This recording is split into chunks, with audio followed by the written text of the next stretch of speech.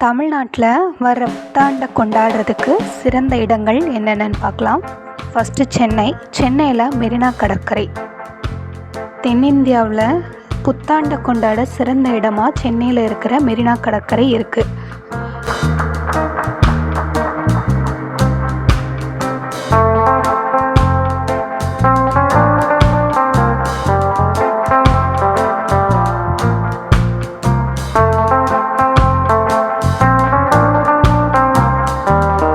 ரெண்டாவதாக கன்னியாகுமரியில் விவேகானந்தர் பாறை, திருவள்ளுவர் சிலை, கன்னியாகுமரி அம்மன் கோயிலுக்கு போகலாம். அது மட்டும் இல்லாமல் 3 கடல்கள் சங்கமிக்கும் இடத்திலிருந்து சூரியன் உதிக்கும். இந்த சூரிய அஸ்தமனத்தை விட சூரிய உதயம் மிக அழகாக இருக்கும்னு சொல்கிறாங்க. அந்த வகையில் வரவிருக்கும் புத்தாண்டை கொண்டாட சிறப்பான இடமாக இது அமையும்.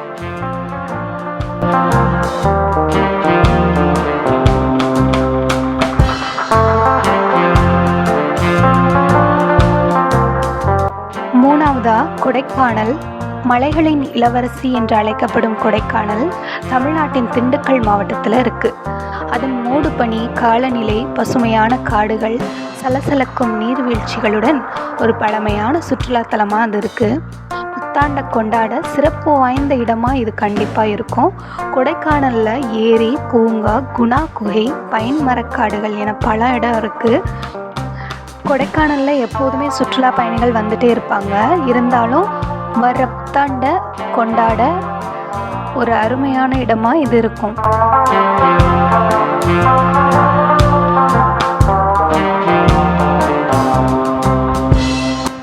அடுத்ததா ஊட்டி. உதகமண்டலம் எனும் ஊட்டி தமிழ்நாட்டில் நீலகிரி மாவட்டத்தில் இருக்குது. மாசு, சத்தம், போக்குவரத்து இதிலிருந்து விலகி இந்த புத்தாண்டை கொண்டாட வேண்டும்னு நினச்சிங்கன்னா ஊட்டி தான் சிறந்த இடமா இருக்கும். இங்கே ஏரிகள், அழகான தோட்டங்கள், பூங்காக்கள், அருவிகள் இந்த இடத்துக்கு மேலும் அழகு சேர்க்குதுன்னு சொல்லலாம். இது 2025 புத்தாண்டை கொண்டாட சிறந்த இடமாக இருக்கும்னு நினைக்கிறேன்.